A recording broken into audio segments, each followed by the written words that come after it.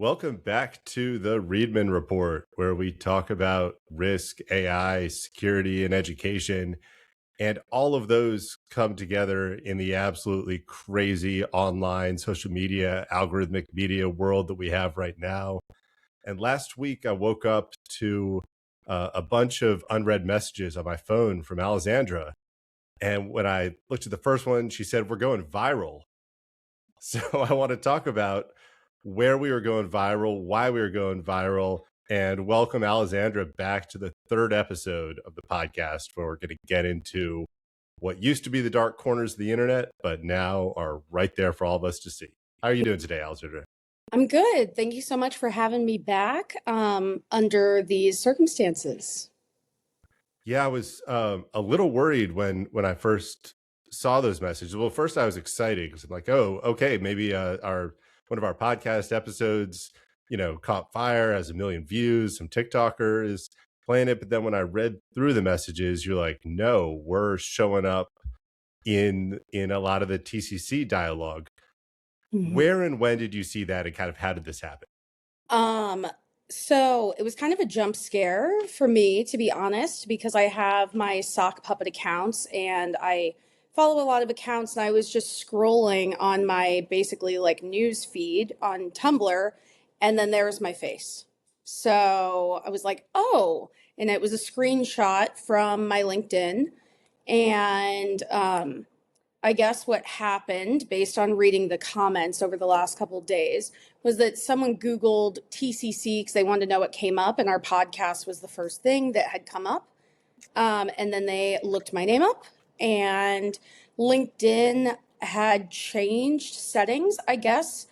I had originally been under the impression you had to have a LinkedIn profile to see things, but it was completely public. So they looked through it and were very offended by some of the things that I had posted. Specifically, most offended by a post that I made about the Tumblr Ridge shooter. And all of them, well, not all of them, but this group of them on Tumblr saying that they don't think he's cute and there's no way that anybody is going to like him, so it was off. And then most of the comments just said that I was insufferable. And there were some other ones that were wild, saying that I had a deprogramming cult and I was trying to recruit kids there. That it's going to be my fault that kids are going to kill themselves because we're taking their safe space away by exposing the TCC and things like that. Yeah, so to kind of unpack a couple different points there, I think it's first really interesting that, yes, LinkedIn is totally open. And unless your posts are specifically set to be only your network or only your connections, they'll show up in search. And I think that this traces back to just the evolution of social media and algorithmic media, because LinkedIn was like your public resume for a while, and then like all the other companies, they see that there's an opportunity for ads, there's an opportunity for premium accounts, and what's become the center of LinkedIn is then the news feed, just like any of the other algorithmic media apps. And when Twitter went through the Elon transformation, got rid of the blue check mark accounts, got rid of a lot of the mainstream media and political accounts and other things, people left that. There was no way to verify if an account was real or not. I've seen in the last 18 months, LinkedIn basically become the new Twitter. It's a place where there's account verification. You can click on somebody's account, see how many connections they have, see where they work, see where they worked before, see their experience. And you now have a way to decide if kind of people are credible sources or not. Because somebody where their job title is, CEO, expert in U.S. military strategy, and you look and they have 11 connections and like no work history. It's like, oh yeah, this is a bot account, and you can delete and block. So it's been this weird thing where they go and they find your LinkedIn, because now LinkedIn is like the social media place for truth and validation. Mm-hmm. Hmm. Yeah, yeah. And I don't mind that they found it. I just was a little concerned of the permanency because with Tumblr, if people reblog it, it never goes away, even if the person's account is deleted. But I don't know. And of course, it was, I felt a little sad because I do see other people speak about the TCC in a fear mongering way. And one of my biggest like advocacy points is advocating that most of the people in the TCC are not inherently dangerous. They're more of a danger to themselves, like they may hurt themselves or self harm, suicidal ideation, or be at risk for being groomed into like 764, things like that, and that a small percentage go on to do targeted violence.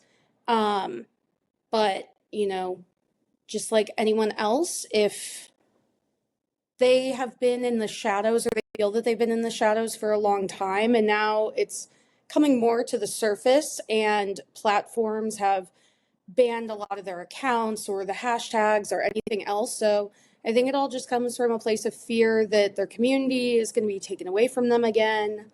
Because the ones who were the most upset are not profiles that I've ever seen posting like concerning things necessarily.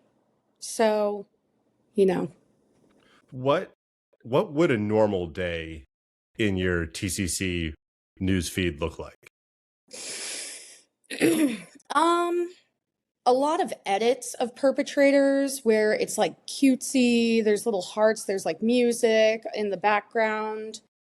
They'll also have ones where it's like the Vigil AI of the perpetrator dancing with the um, negative, however many victims there are. Some of them are just info posts.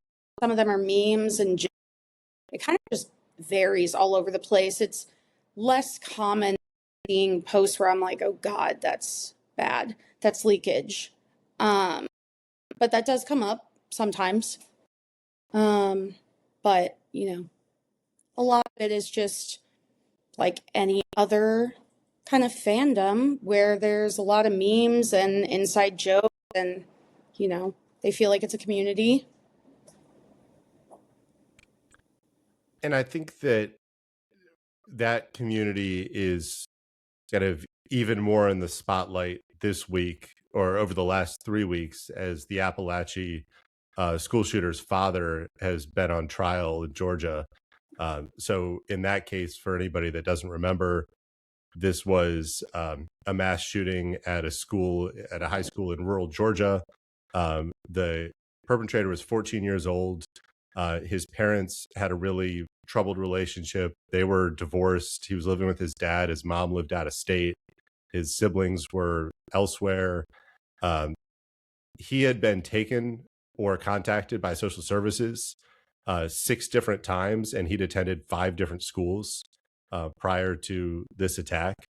And his father, in an attempt to bond with his depressed and suicidal and serially online 14-year-old son, bought him an AR-15 for Christmas that he had constant access to. And then he committed this shooting at the school. And even though Georgia is not a state that requires safe storage or keeping guns away from kids, the father's been charged with manslaughter and about 30 other felony counts related to the mass shooting at the high school. But what's been interesting is in court, they've been presenting all of this evidence showing that the father should have known there was a problem and didn't take action. And I think you had a great post the other day kind of explaining the connections of what the father should have seen to TCC and some other radicalization behaviors. Could you kind of go over some of that? Yeah, whenever the case first came out, I remember because the TCC, they'll find a lot of stuff if it wasn't posted online. And I remember someone had leaked a selfie of the perpetrator, and in the background, I could see on the wall pictures of other perpetrators. And since the father has been in court, they released more photos of his bedroom, and above his computer was multiple photos of the Parkland shooter taped to his wall, like a lot. And that's something that I advocate pretty heavily, that we need to like know the names and faces of perpetrators, because this is a leakage that I often wonder. So prior to the actual shooting happening, law enforcement came to his house because they had a tip sent in that he had written something on Discord about wanting to do a shooting. And if the police had gone inside and seen that on the wall, I wonder, could the shooting have been stopped? Would they have known who was on the wall? And like, how could things have been different? Because obviously his dad knew, because in some of the pictures it's a news article, so it says like Parkland shooting on it. So the dad was fully aware. And another thing that I think is interesting is that when the mom was being questioned in court, they specifically asked her about the true crime community, because her son is so popular in it, because they find him very attractive. Yeah, and I'll include a link in the show notes. That first interview, where just two local patrol officers are sent to the house, the entire body cam of that was released last year. And so I posted a detailed breakdown of that body cam, because we tell people in the violence prevention space, look for warning signs, report those warning signs. That's how you avert shootings. Well, somebody did that. They reported a very clear warning sign. Police went to the house, but in rural Georgia, the patrol officers there had no experience in how to conduct an interview, how to investigate a threat, or how to document the situation. So the whole interaction is absolutely maddening. All 15 minutes of it are available in the link that I have with the breakdown. And these officers, the senior officer has the father and the son on the front porch, and he doesn't let either of them speak. Every time he asks a question, they start to answer, he just jumps in and goes on his own diatribe about how boys will be boys, and we don't want to get anybody in trouble here, and we understand that people online get everything blown out of proportion. These officers botch the clearest, absolutely clearest tip you could have, and all of the warning signs are right there in the way that the father and kid are talking and interacting and being evasive. If they had taken one tiny step to try to investigate, they would stop this whole attack. So I'll include that link, but that's my soapbox on this. If we tell people to pay attention to the warning signs, we tell people to report the warning signs, law enforcement has to take it seriously, and police officers need to have some basic training and experience in how to conduct an interview. Mm-hmm. Yeah, I agree 100%. Watching that interview is really maddening. I find the entire case with him specifically maddening, similar to the Oxford shooting with Ethan Crumley, which was the first one where parents were charged, where you see this kid that had so many times reached out for help, and there were so many opportunities for adults to intervene, and they didn't help the child. And both of them were so young when they perpetrated it, like freshly out of middle school, basically. So those two cases specifically, it makes a lot of sense to me why the parents are being charged, and I do think that it's likely that more states will follow suit if there is unsafe storage, because a lot of mass shootings, they have access to weapons beforehand, and a lot of shootings, it's their parents' gun. Yeah, that's this study of the social pathways of school shootings, which I'll drop the link in also, where 98% of school shooters come from households where firearms are their primary family leisure activity, and 100% of school shooters come from households where guns are either openly accessible or easily accessible to the kids. You did mention in there that these are young high schoolers. These are 14-year-old student at Appalachia, is a 15-year-old student in Oxford. They both had the same warning signs. Ethan Crumley in Oxford, the only thing on the wall of his bedroom was his human-shaped shooting range targets. Yeah. That's maybe a little red flag there. What should people know about kind of the preteen, middle school age kind of interactions with TCC, and how accessible is that to um, kids where parents might not be thinking that they're like old enough to be a problem yet? Oh, I mean, it's accessible to everyone at any age. So, I mean, all you have to do is change the settings and say that you're a specific age. I see different ranges of age all the time uh, on the different. I see membership in the TCC as like different levels of membership. I think the widest level is the people who romanticize perpetrators, or they have a crush on them, or anything like that. Then we have ones who idolize it, where they idolize the violence. But the final one is going to be people who identify, and that is the smallest group, but it's the most dangerous. And so that is where, like, Ethan and Colt, I think for a long time, of them were more idolizers. And then over time, with all the leakage of their interest, and then how to use a firearm as a way to bond with their parents. And both of them, I mean, multiple times had reached out to their parents for help and wanted mental health help. And their parents just did not do that for them. So I think with ones in that age, just seeing the signs of like when they're asking for help, but at the end of the day, a lot of the things that are going on at home we just don't see.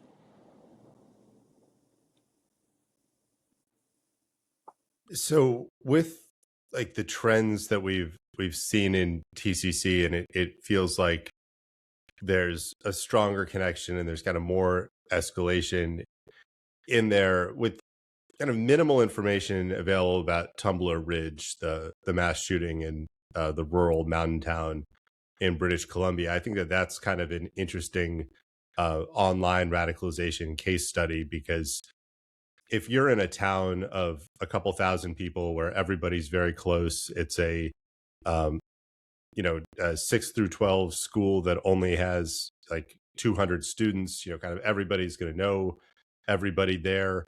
The chances of you finding somebody else in your tiny community who can be your confidant in plotting mass violence is very slim. Mhm. But what the internet does is it opens the opportunity for people that wouldn't have that confidence. You wouldn't have the Columbine shooters just happen to be there together and be on the same wavelength and able to plot together. Something that's really very rare across school shootings. Mhm. What have you seen in terms of the activity that could allow the Tumbler Ridge school shooter to get connected into kind of the radicalization and violence?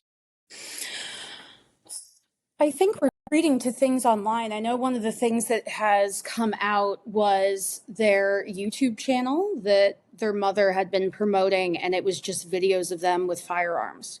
So finding other people who have an interest in firearms and feeling confident in your use of firearms, and then being interested in other perpetrators. I'm not 100% sure if it's been confirmed if they were on Watch People Die or not, but I do suspect that that is pretty likely. I see that as a much more common warning sign now.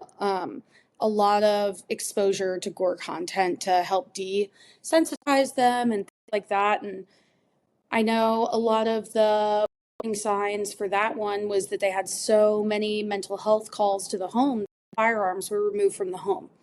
But then the petition to have them returned. And I mean, the issue there in Tumbler Ridge is you've got this tiny community. They only had a 5-person detachment of the Royal Mounted Police in that community, and it's everybody knows everybody, and nobody wants to get anyone else hemmed up. And when you're way out in the mountains, and firearms are an important part, and hunting is a big part of the culture there, that nobody, a lot of times somebody in authority wants to kind of leave the governance of that home up to the parent. And that was very clear, like from those Appalachia uh, Hmm.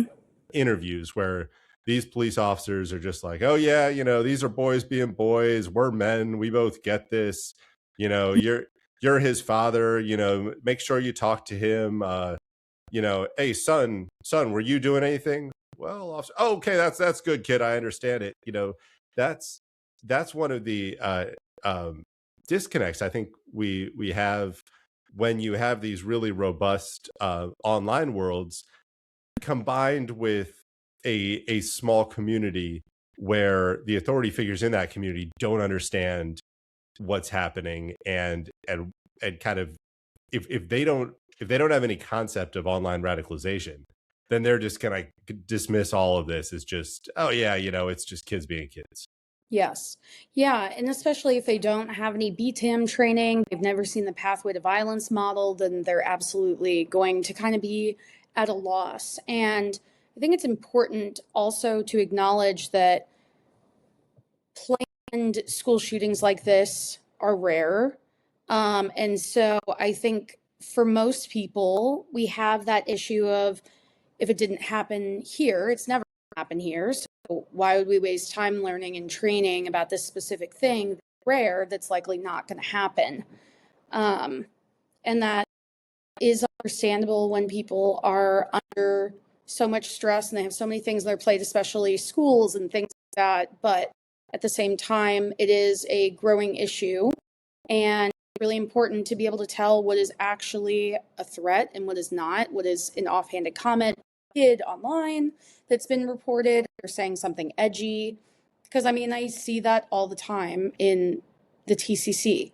People wanting to be edgy and like they're not actually a threat. They don't have other leakage, but they're saying things that are shocking and kind of crude.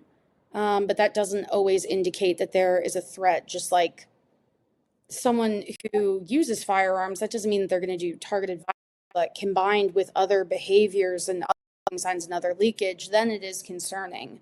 And so I think police really learning about leakage and BTAM really, really, really helpful for them to be able to discern and tell the difference between different types.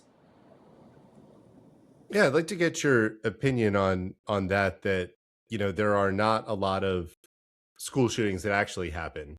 But I see a lot of very viable plots and averted attacks and Yeah. near misses. In November, there was a TCC connected kind of Columbine mass shooter lore connected um, shooting and bombing in Jakarta, Indonesia. Mhm. And the shooter couldn't get a gun there because it's very difficult to get a gun in Indonesia, but had a replica AR-15 that with white Sharpie wrote the names of shooters, used all the symbology, had the same pictures and T-shirts and posts and everything else, and detonated a pipe bomb in the prayer room of their school and seriously injured 96 students. After that, last month, Indonesia's counterterrorism police said that they had arrested 112 different students in Indonesia that were radicalized by TCC and were in the process of plotting different school shootings. And they said 20 of those were viable school shooting plots directly connected to TCC.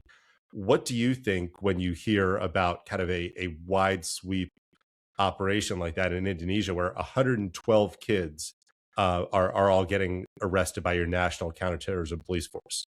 Yeah, I mean, as a person who is also undercover in the TCC and I see all the different kinds of membership, hearing about the 20 viable being charged, I wonder what the other ones were like. If it was they were just obsessed with the perpetrator or thought that they were hot, or like what constitutes that, if there's any interest. And so I'd be curious about how they're deciding those things.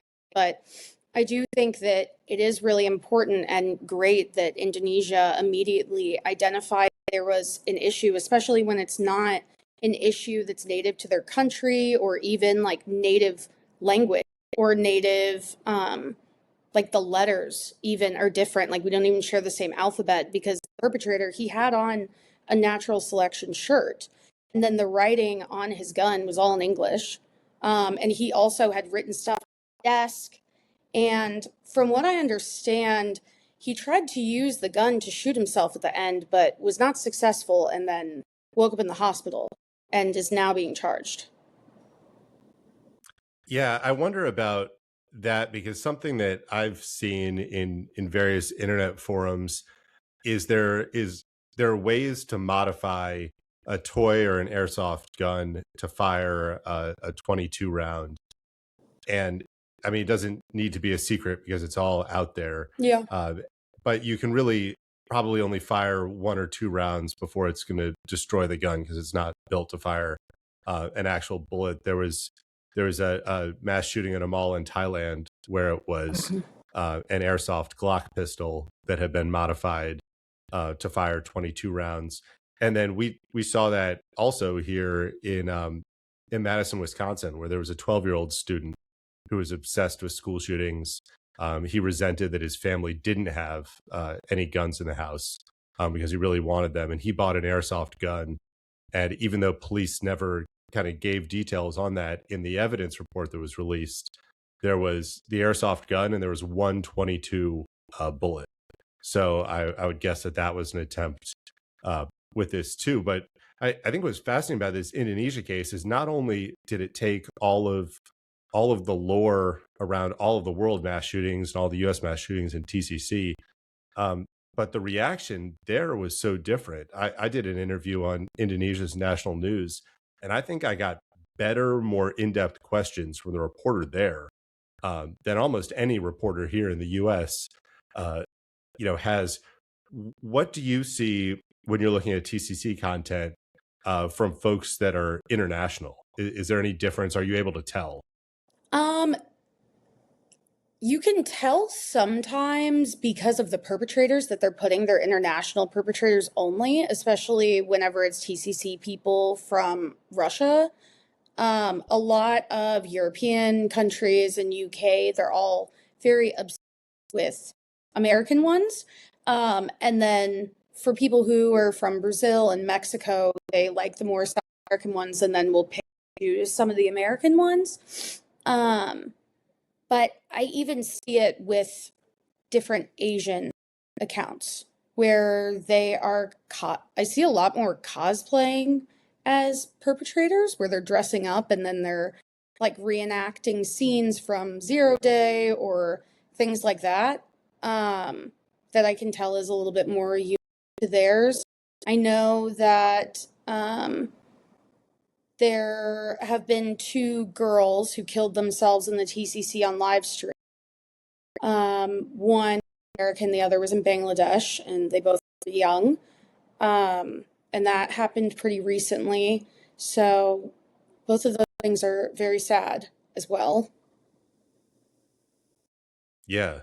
I mean, there's this strong connection between suicidality and mass violence. And I think that it's a big problem that we don't focus more on this. It's not a school shooting. It's not a mass shooting. It's a violent public suicide. Yeah. It's radicalization towards the purpose of self-harm. Yeah. Whether that's social isolation, whether that's extremist behavior that's incompatible with society, whether it's hurting yourself, whether it's being exploited, or whether it's committing mass violence or trying to get others. If we take this idea of, oh, these are just these fringe monsters away who like can't be saved, these are just evil people, that detracts from our ability to realize that no, these are people that are hurting. Yeah. Yeah. In TCC, what's kind of the mix of different people from kind of the posts from different accounts between, like, if you had to kind of break down rough percentages between people that are just kind of curious lurkers, people that are trying to kind of get some attention, and then people that are actually like kind of I know they're not account managers or supervisors, but the influencers within it.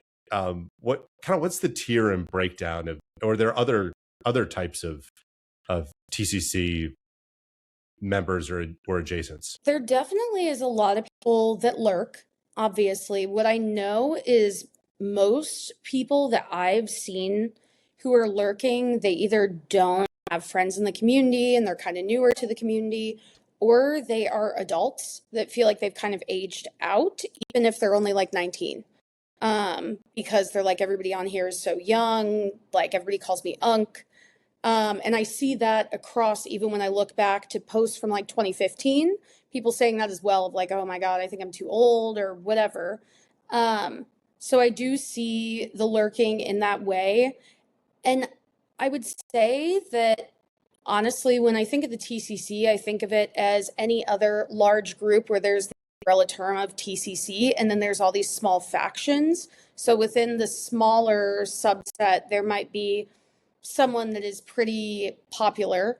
But then when I go to a different side of the TCC, even if it's the same type where they're romanticizing the perpetrators, if they haven't had any overlap, because the accounts get banned so frequently, you can't have like really prolific influencers on the website. There have been a couple that have made original content that's memes, that people find really funny, and so people remember them. Or if they make a lot of fan art, that is very good artwork, then people will remember those people. Other people who have gone viral, but not for a good reason, are people who have tried to do attacks and they've announced it online before and then they failed and then everyone made fun of them. But yeah, I mean, I don't see a lot of moderators. Most people, they're not using their real names. If you look at their stories, a lot of times that's when they're going to be revealing their face, but not in their actual posts. So it's only temporary. But yeah, I would say that's a lot of what it is.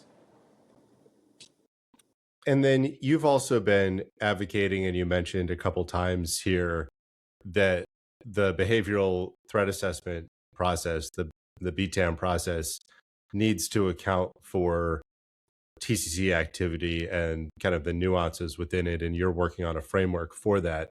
To give people context, this kind of threat assessment framework came out of work right after Columbine. And obviously the world was very different in the 2000s, pre-social media, much different again when we started to have the early algorithmic newsfeed social media, and then has changed completely now that we have the deregulated kind of post trust and safety social media. So what are the key things that you think need to be incorporated and included into a threat assessment model to more accurately capture some of this activity? I think that they do a really good job already of like identifying leakage that is pretty concerning. It's more, I've seen a lot of cases for kids who they have an interest or they make a one-off comment or they think a perpetrator is cute and then someone finds out and it gets reported to the school. The school has a no tolerance, and then they are kicked out when they never were planning mass violence. And what that does is isolate them and actually give them a grievance, which could end up having them want to do an attack that could help them move from one thing to another. So, a lot of what I really want people to know with the model that I'm making is being able to discern more of like what isn't necessarily an immediate threat or something to be super concerned about, but something to monitor. Although it may be disturbing to a lot of people, if someone finds one of the Columbine shooters cute, that doesn't necessarily mean that they are going to do any kind of mass violence. A lot of the people in the TCC who are there and they just romanticize the perpetrators, they have a parasocial relationship with them, and like they are very open about not condoning the violence that the perpetrator did. They're really interested in the person before the attack. And that is the biggest group of membership that I see. And I also think it's really important that we don't waste a lot of time and resources on things like that, so that they can focus more on credible threats and people who are condoning violence and want to carry out violence and have the interest in guns and all the other kinds of leakage. So just have a little bit more education on the other aspects is a lot of what I'm doing. But one of the main things that I think is really important that I advocate a lot in the trainings that I do is that this generation has grown up on Chromebooks and they've grown up online. So if they're already having warning signs and leakage and all of a sudden they start writing in a handwritten journal, that is a concern.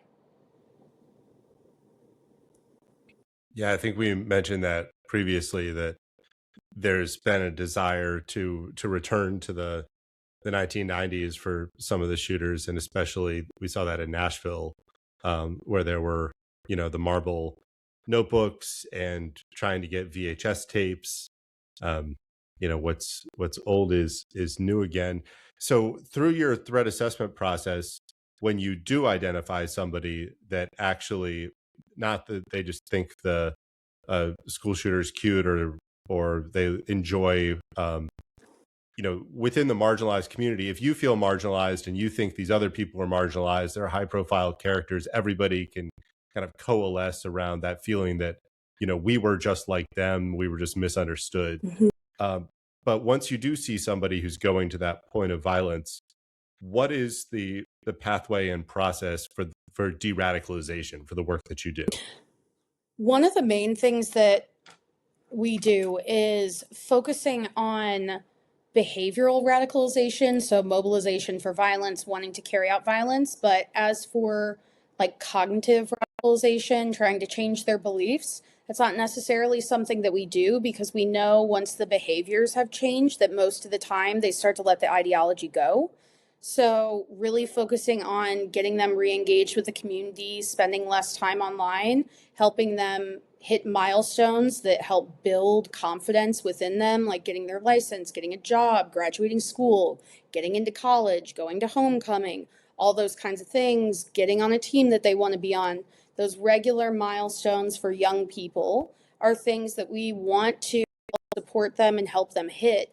But one of the caveats is that we have to accept them for where they're at. And a lot of times they're going to test us and they're going to say things that are kind of scary to a normal person who isn't used to this. But testing us to make sure we're not going to leave them. A lot of them, they feel abandoned, they feel rejected. So they may say something really graphic or scary. But once you ask a couple follow-up questions, then, you realize that it's a lot more of a projection and a self-reflection on them, and they don't feel good about themselves, and they just expect everybody to leave. So after building rapport and getting buy-in and having that trust, that's where we see the real progress happening and helping them get off the pathway to violence, which is really what we want to do. Because once they are doing better in their life and they have more friends and they change their people, places, and things, they're not holding on to the ideology so much because they have a life that's not worth giving up for something.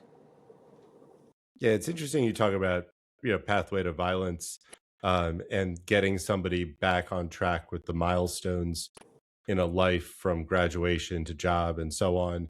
And that really aligns with the sociological theory of life course, and that each culture prescribes a specific life course that is the actions that you take at each stage in your life. And there's some pretty interesting research around suicide and life course, that it's when somebody doesn't meet one of those milestones, there's not an alternate path to get there. And I remember a paper about suicide in Japan. And in Japan, a young teenager essentially picks their profession prior to going to high school. And then from that decision forward, everything needs to fall into the right steps from high school to college to that job, and you stay at that same job for your entire life there.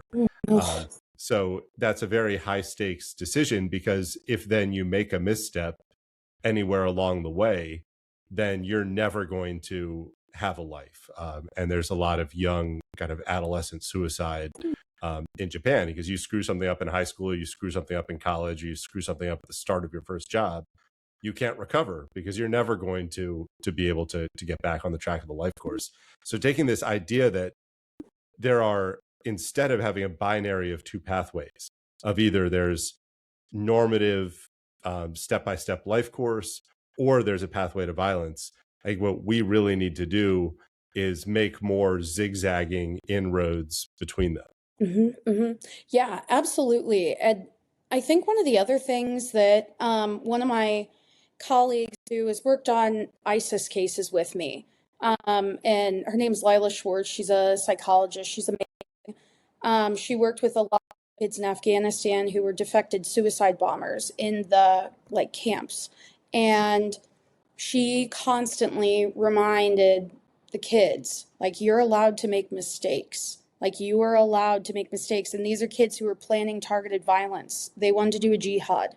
And it had, I mean, for myself, that isn't even something I heard a lot. So hearing someone say that over and over to kids also resonated with me, and that's something that I take into the work that I do now, where constantly telling the kids, like, you're allowed to make a mistake, like, that is okay, you're a kid, you're allowed to make mistakes, even if it's a big mistake, you're still allowed to make mistakes. So hearing that about Japan is so sad. As for the life course that you were talking about with Japan, I think it's really important to remind the kids that they're allowed to make mistakes, and people make mistakes as part of their pathway to growing up, even if they are really big mistakes. That, I say a lot of times that kids are redeemable up until the moment that they pull the trigger, even if they bring the gun into the school. Like, they haven't done anything that they can't take back yet. They still need to be held accountable for what they did, and it scared people, but they haven't killed anyone. So there's, still room to live a pretty normal life. I think the last thing I want to talk with you about before we get out of here and you get back to your important work tracking the online fringes is, since we did go kind of viral, or you specifically kind of went viral, I think there were just a couple comments about why is there this random AI PhD that has this surface level database, who doesn't understand us at all, talking about true crime community. But since our content about true crime community will probably make it to members of that community at some point, what is your message to somebody in TCC? Well, I will say one of the things that's been really great is that because that happened, I have had people who reached out and they want out and they want help. And you are always welcome to reach out to me. I'm not going to judge you. I'm not going to be scared. I'm not a Fed.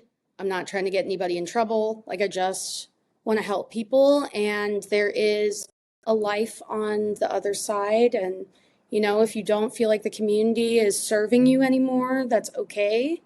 And you're allowed to ask for help. Like, that doesn't make you weak, doesn't make you bad. And, it's confidential. I'm not going to rat you out to the other members or anything like that. So.